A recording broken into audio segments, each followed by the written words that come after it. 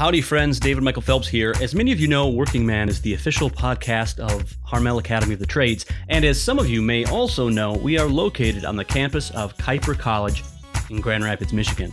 Now, Harmel Academy is a Catholic school, and Keefe College is a Reformed school. And so you may be wondering how that works. Well, one way of getting into that conversation is to talk about Keefe College's namesake, the Reformed theologian Abraham Keefe. And on today's show, we have just the fella to help us do that.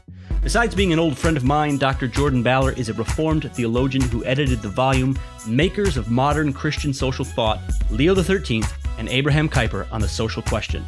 Pope Leo XIII is often regarded as the father of modern Catholic social thought, and so I've asked Dr. Ballor to reflect on some of the significant points of overlap between Leo XIII and Abraham Keefe.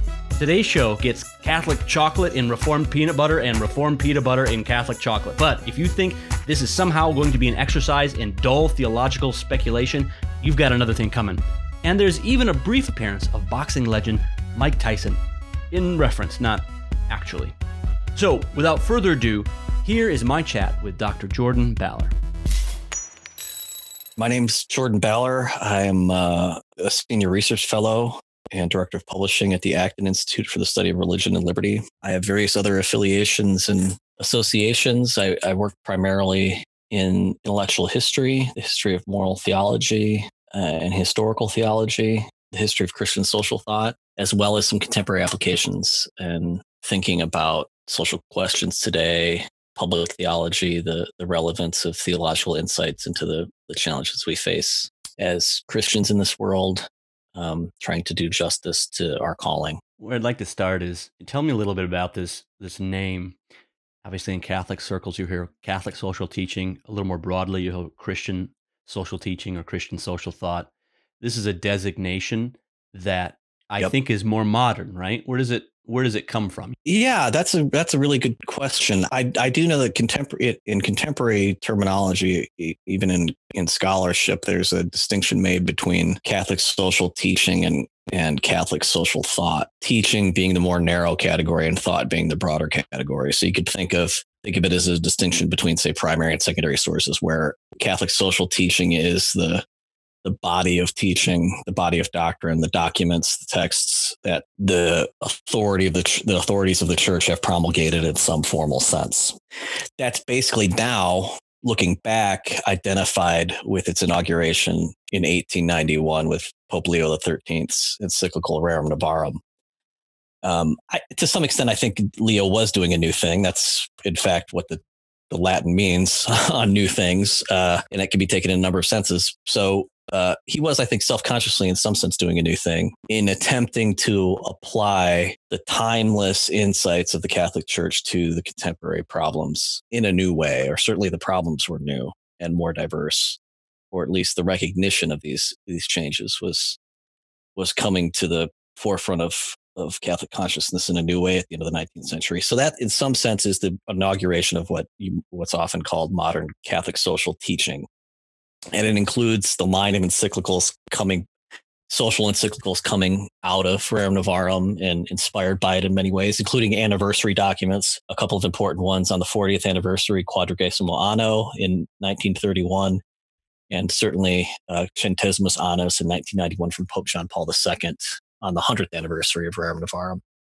Catholic social thought is a larger category of reflection and engagement with those documents and others.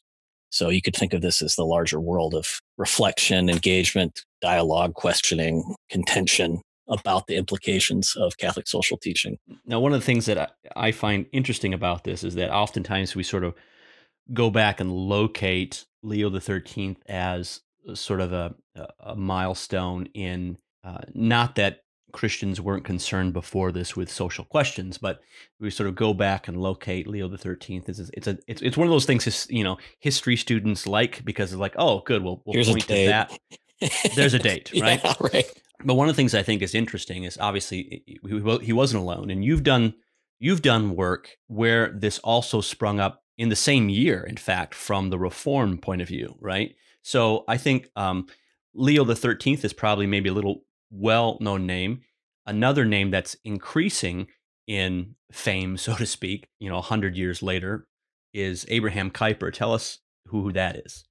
So Abraham Kuyper was a Dutch pastor, theologian, as well as a statesman, a politician. Usually when you hear him introduced, there's a long litany of titles or job descriptions that go along with it, including editor, controversialist. He served in public life as a member of parliament and then arose actually to be prime minister of the Netherlands from 1901 to 1905. He's a multifaceted, fascinating figure. And as it happens, in the same year, later in the year that Rerum Novarum was promulgated in 1891, there's a Christian Social Congress in Amsterdam that's held. And this is one of a number of these social congresses that were held across Europe at the time. And this is the first one that's held in the Netherlands, in Amsterdam.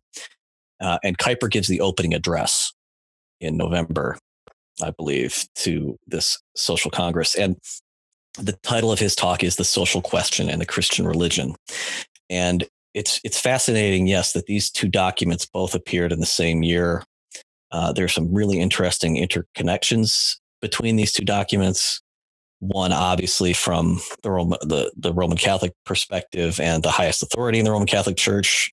Another from a leading figure in a Protestant tradition, the Reformed tradition in the Netherlands, who was also, Abraham Kuyper, I'm speaking of now, was aware of what was going on in these broader conversations, including what Leo had written in Rerum Novarum. And there are some references back to Rerum Novarum in Kuyper's, originally a speech and then published with much more extensive footnotes later in print form. And he says at one point, I've included these copious notes as an aid to anybody who wants to do more and understand kind of what the background is of what I'm saying in this speech. So these texts providentially form a very fascinating and dynamic set of dialogue partners, I think. Many shared perspectives, some distinctives in terms of emphases.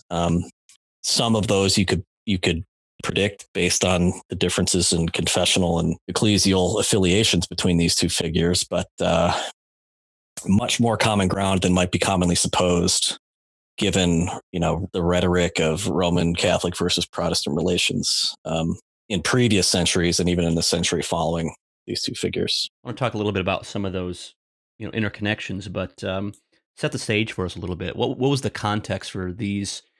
For Leo XIII, for these social congresses themselves, for Kuyper sort of entering into this conversation? What was happening that made these men think something needed to be said?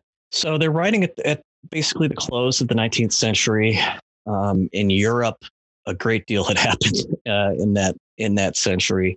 To take one perspective, say the economic perspective, you've got the Industrial Revolution in full swing. It came a little bit later in the Netherlands, but by the time the end of the century is rolled around, the same kinds of effects on demographics and income growth and inequality you're seeing in the Netherlands as other European countries. To summarize, basically, you've got vastly increasing amounts of material wealth overall and per capita across the European nations, different levels, but generally, you're seeing doubling or even tripling of incomes according to GDP as one measurement per capita over perhaps a 100-year period or even sometimes a 50-year period or less.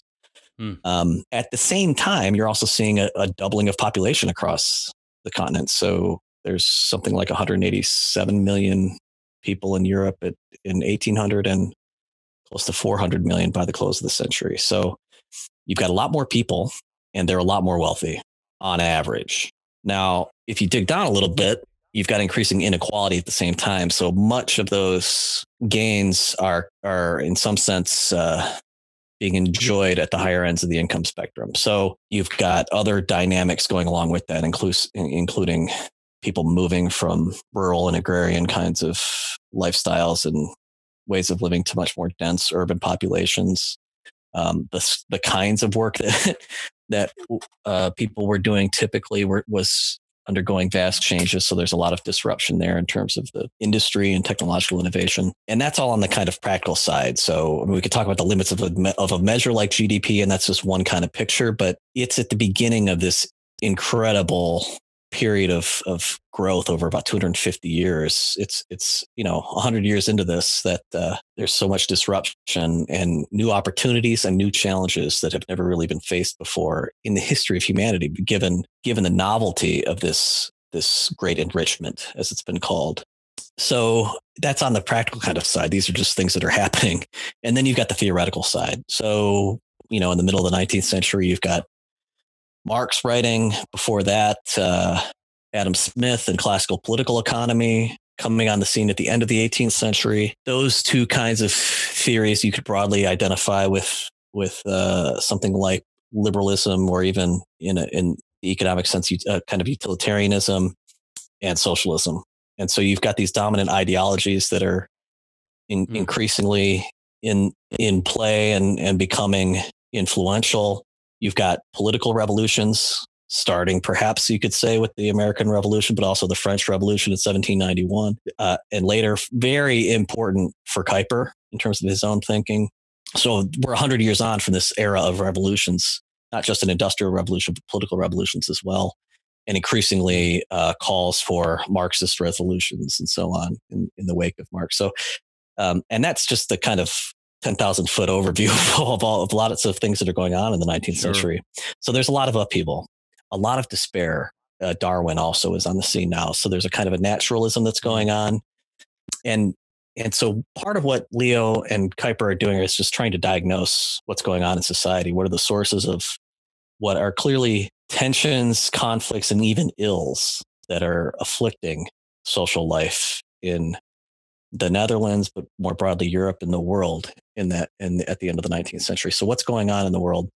And one of the things that they agree on is that the human person, the picture of the human person has in some sense been reduced in these various ideological models, or there's been a telescoping of the human person from a more comprehensive Christian picture of a person created in God's image, body and soul, with an eternal destiny and a temporal calling, to essentially variations of materialistic kind of ideologies that focus just on the person as they maybe enjoy material goods or are a material factor in production and things like this. So that's one of the starting points where they agree, is that what is needed to recover to effectively address all of these comprehensive and multifaceted challenges is a picture of the human person in right relationship with God and others.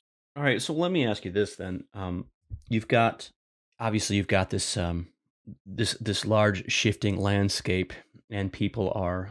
This may be hard for us to imagine today, but you have lots of unknowing and lots of foment and lots of concern. Yeah, we don't know anything about that today. Yeah, right. So, but that was the situation. Yep. What is the hope that documents or conversations like this might lead to? I mean, I'm playing a little bit devil's advocate here, right? Mm-hmm. There's the notion of introducing these ideas back into the discourse, so to speak. But at the end of the day, for let's say the 19th century fella who maybe is in despair or is toying with giving into his passions and joining the revolution or whatever it is, right?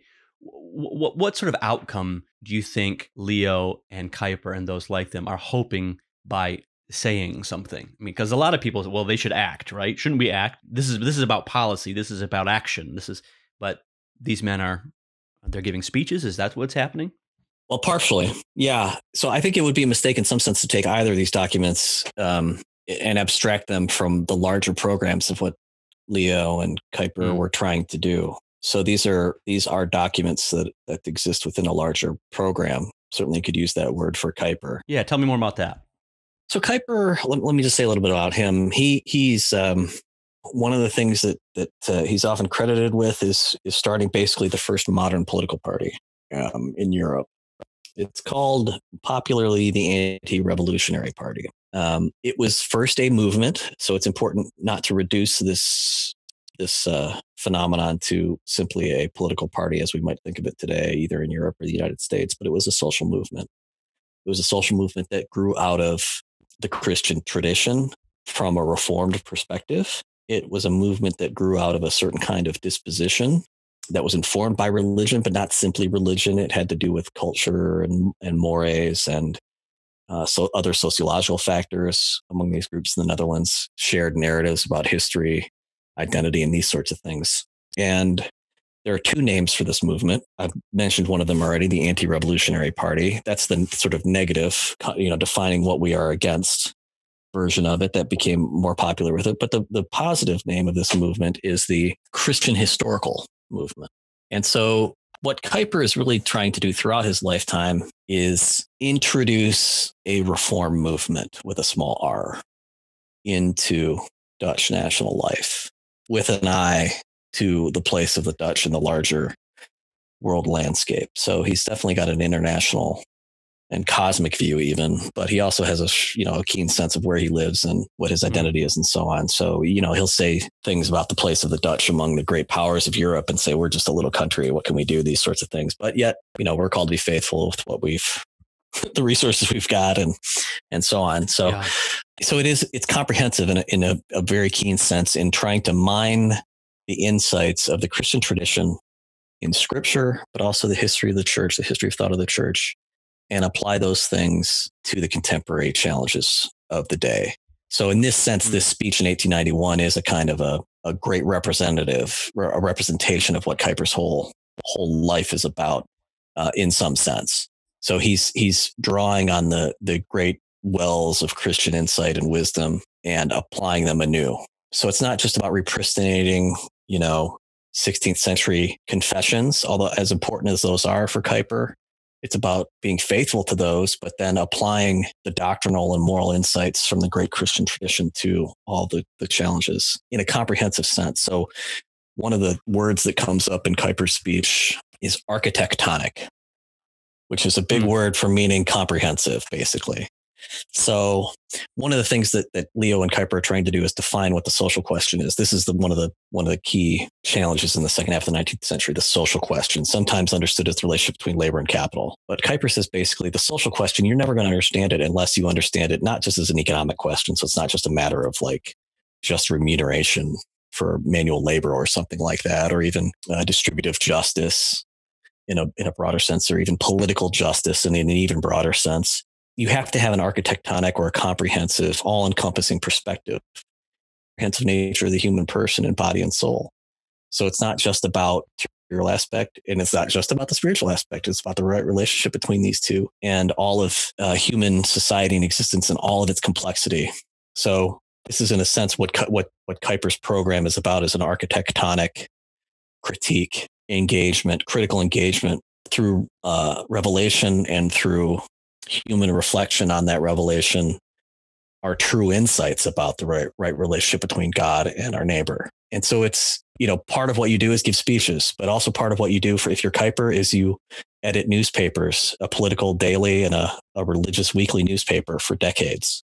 You form political movements. You work for reform within the context of the church. You help encourage the formation of Christian working men's associations, a kind of Christian answer to, say, socialistic ideological labor unionism.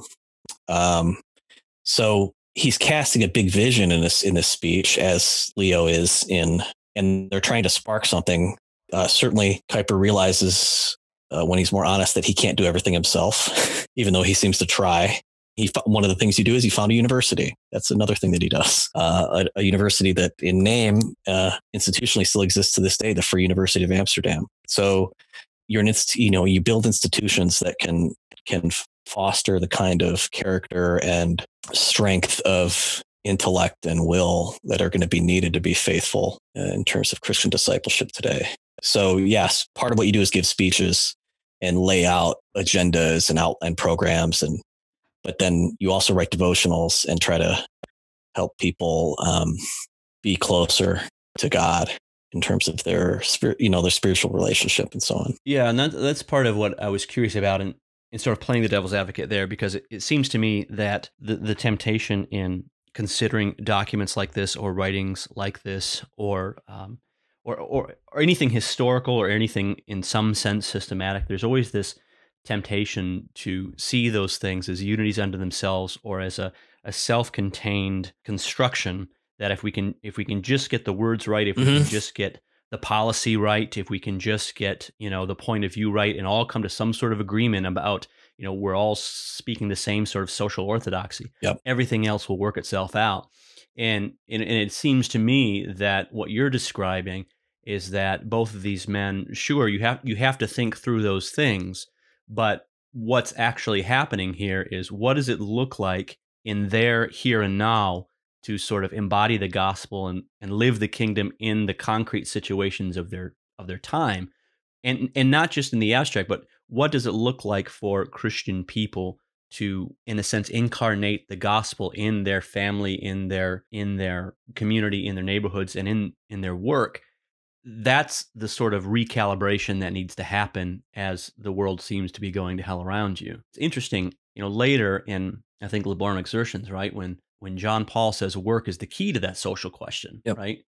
I think what he's getting at is it's not just the theory of work that is the key. I don't think that's what he means. I think what he means is, in our work, we have this much more, we're much more aware of our incarnational selves having to encounter, for example, this material in this space and time, my body here and now doing this thing. There's a certain grounding that work does that is harder to have, say, in politics as we understand them today, which is largely pontificating about systems and ideas and policy and things like this. Do you think there's something to that what these men were doing is trying to locate people back in their particularities and say, basically, to jumpstart their own understanding of what it means to live the gospel in their particular concrete situations? Am I reading too much into that? Indubitably, Mr. Phelps, you're correct. That's a great point to bring in from Laborum. To paraphrase Mike Tyson, everybody has a social theory until reality hits it in the face. So Kuyper and Leo are definitely theorizing here, but they're doing so in a way that is open to the world and directed towards the world. And I mean that in a broad sense, in terms of reality, ultimate reality, of course, God being the ultimate reality. So, for example, here's what Leo says about orienting, and this is right at the foundation of modern Catholic social teaching. He says about orienting this teaching to the world. He says, nothing is more useful than to look upon the world as it really is, and at the same time to seek elsewhere, as we have said, for the solace to its troubles. So there's multiple moves being made here. One is, on the basis of revelation and God's gift of that to us, we have a clear vision of what the world as it really is, not as it understands itself, but as it really is. And in light of that, we can see where it errs and where, diagnose the ills that are availing it. And then, of course, make the variety of prescriptions that are necessary, all the way up to including evangelization, of course, is the key for both Kuyper and Leo. There's a sense in which they diagnose the ills being ideological or theoretical, that there's this bad picture of humanity that is at the root of utilitarian and collectivist kinds of ideologies in the 19th century.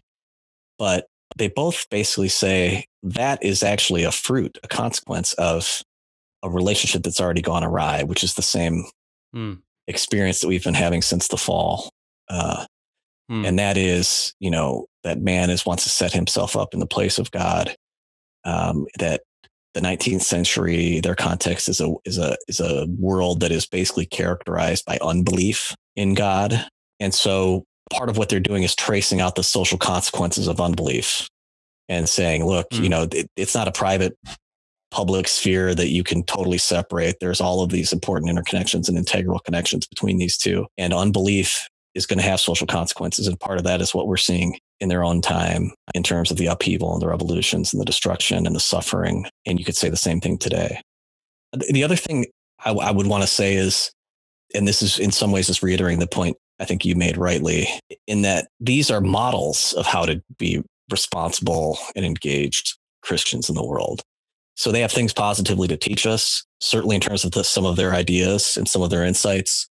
They may have more or less authority depending on, who the figure is and how you identify yourself in relation to that figure or tradition. Certainly in Kuyper's case, he also has some negative lessons to teach us in terms of what he actually believed or accomplished or was unable to accomplish or what he tried to do.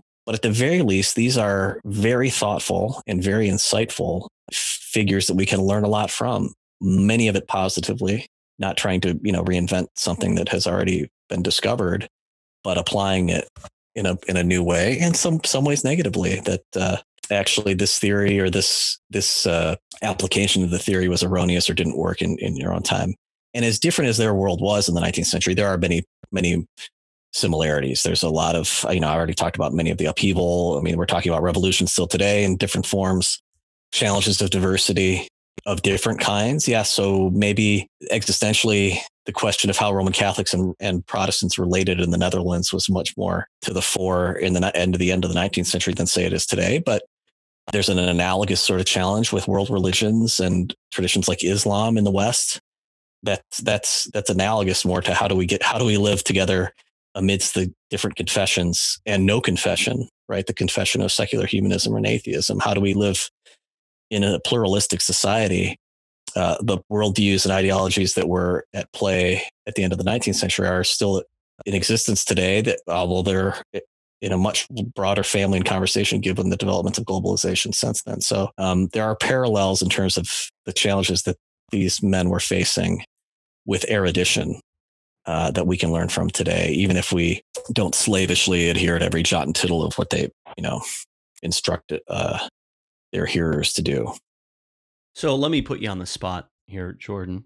And I understand that there's a certain self-contradiction in what I'm about to ask you to do. Imagine you're talking to just for lack of a better term, just an ordinary working fella right now, and he's in the context of 2020. And if the idea is that, okay, so these are models, these are insights, these are ideas, these are analyses, these are suggestions, and all these things to help us make sense of what it means to, in our embodied lives, live the gospel, and in our relationships to live the gospel. What concrete advice do you think can be found in Leo XIII and in Abraham Kuyper that a working guy might be able to apply when he shows up to work tomorrow?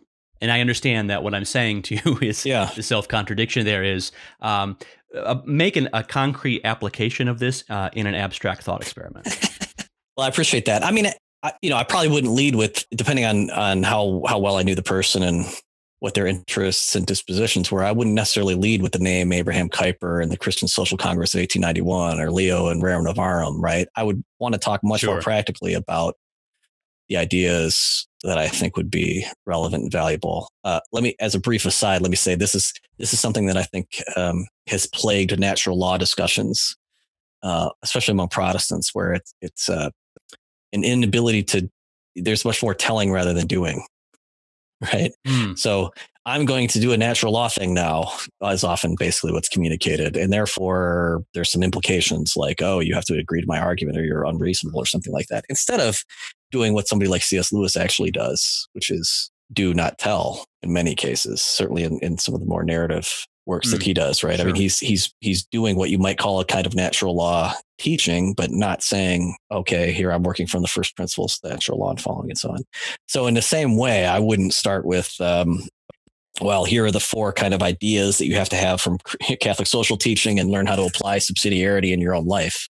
So I may not even say the word subsidiarity, right? Even though in the context of thinking about the theories, that's a helpful word for understanding the history of what a term means and so on. I would just say it seems to me from my own experience and with my own work and my engagement with people who work every day or don't have work, that work is a central reality.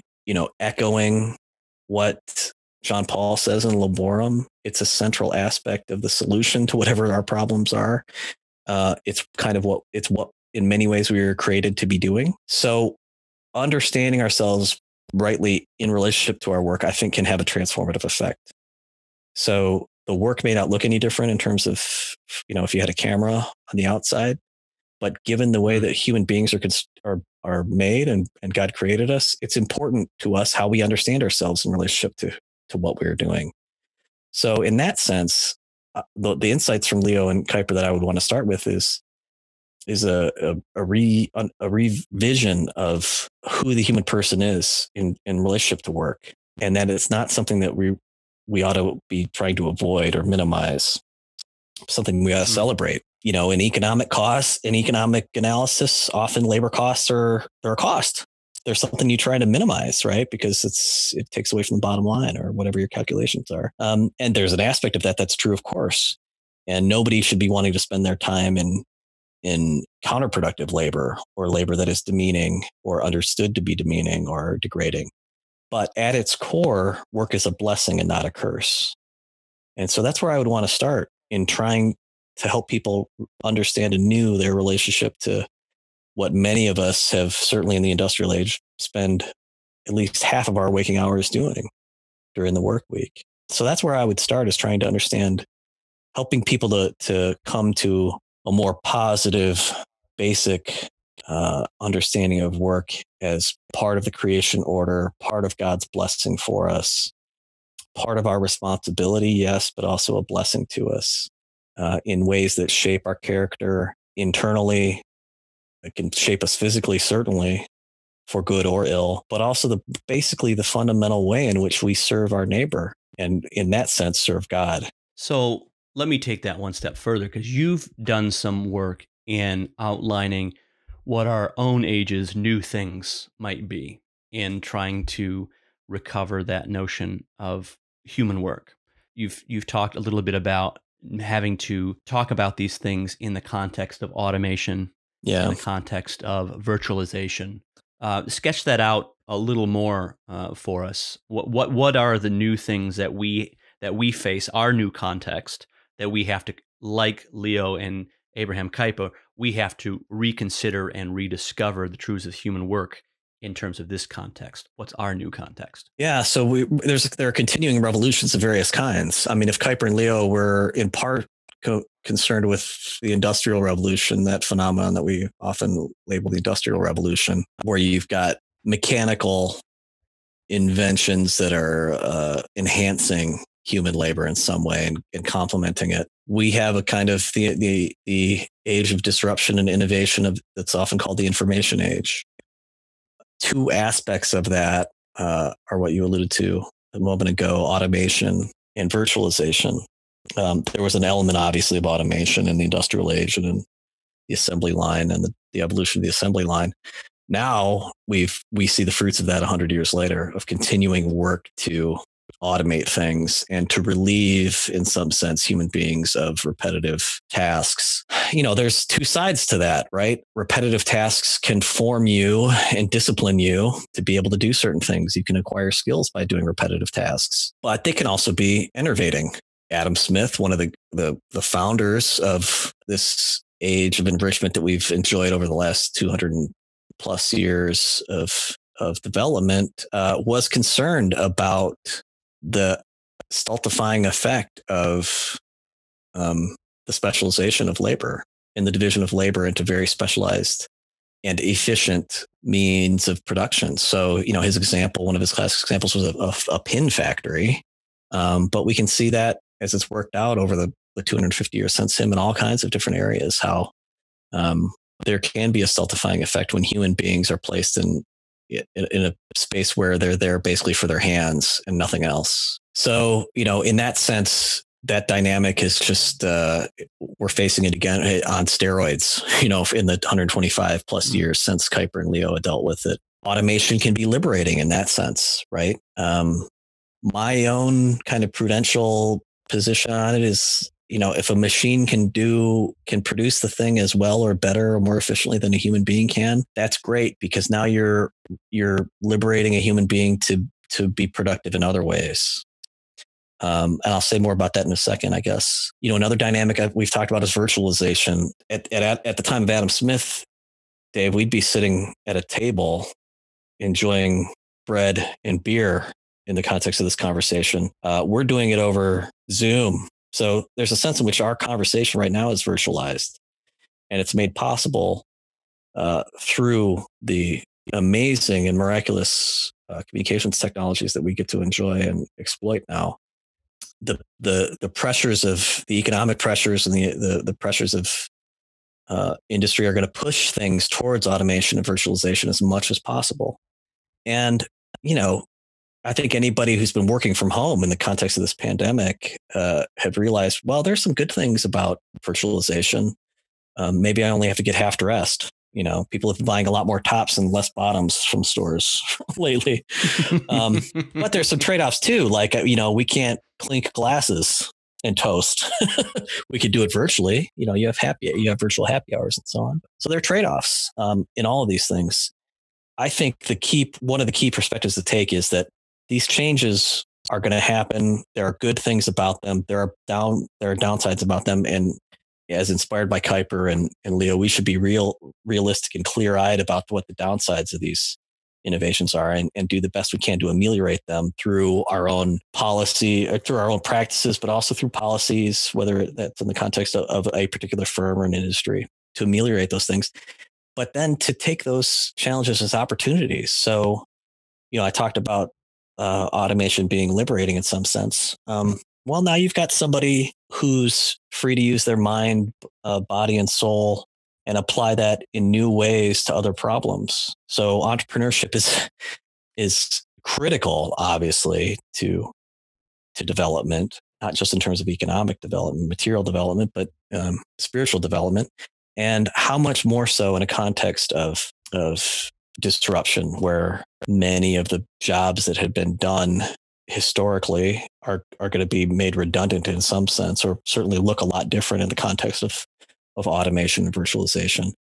How can human beings in their incarnated nature now be re-engaged and applied anew and energized anew to even more creative and dynamic ways of serving our neighbors? That to me is exciting. Even while in many moments, and certainly for many people, it's anxiety. It produces anxiety and worry rather than hope.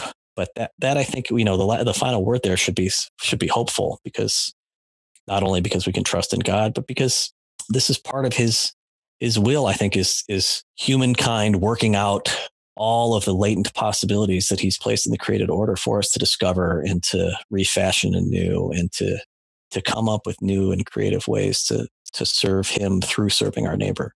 That occurs to me too. One of the things I've really appreciated in speaking with you, other conversations we've had before this one, and especially as it took form in your article in Public Discourse, this notion that, in the way that I've characterized it as my takeaway in talking to you was in the same way that the sexual revolution required something like John Paul's theology of the body to help recalibrate an understanding of who we are in that regard of our being.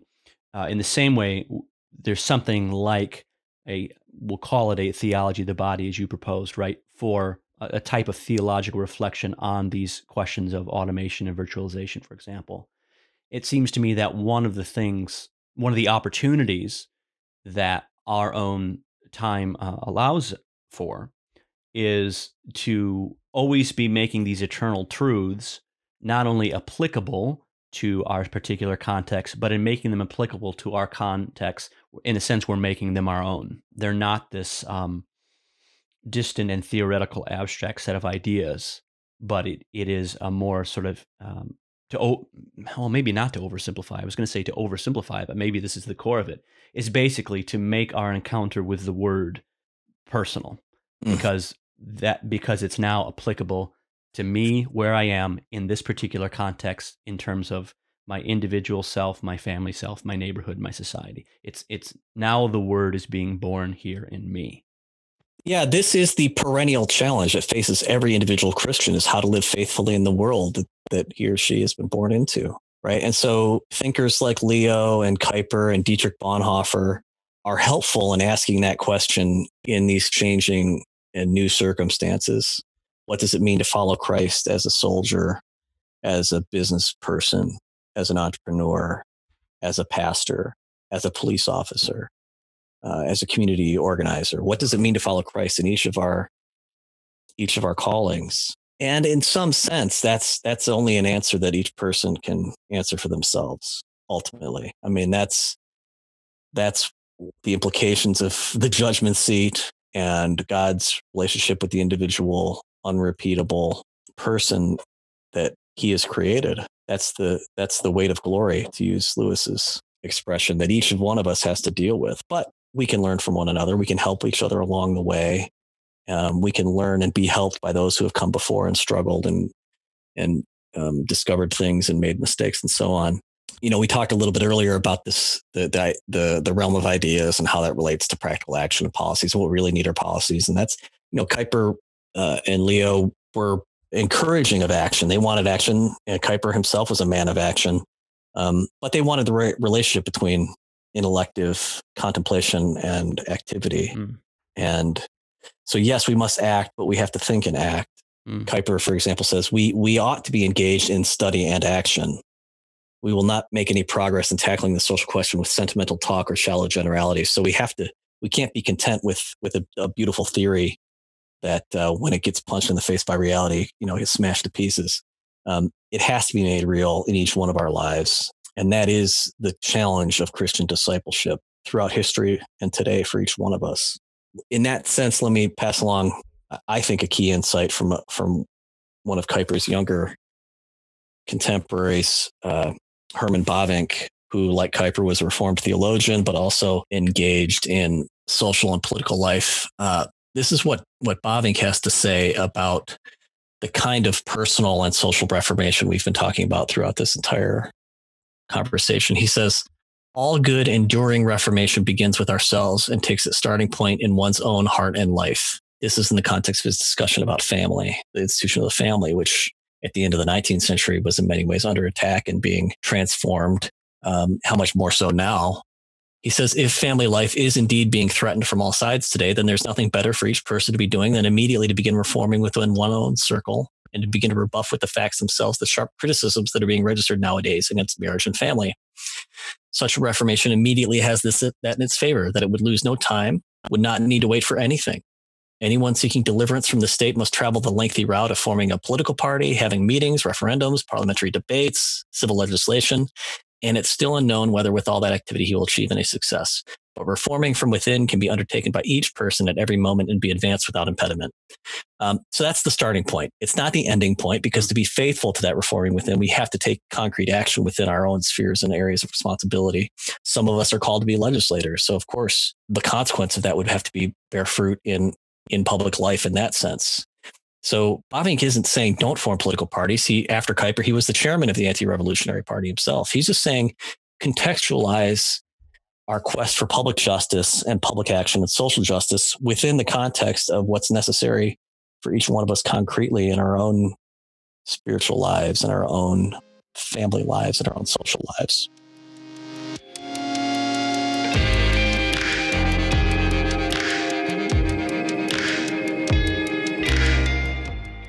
Hey gang, as always, thanks for listening to Working Man. For those of you who listen every week, this is usually the part of the show where I ask you to help us out by giving us a rating on iTunes, or by sharing the podcast with a friend, or by introducing someone maybe a student or a donor or a priest or a shop owner, introducing somebody to the work of Harmel Academy. And even though all of those things are very helpful to us, and even though it would only take about 3 minutes of your time to do any one of them, I'm not going to ask you this week to do any of them, even though you are still free to do any one of them, and it would probably make you feel great to give in to such passive-aggressive requests for help.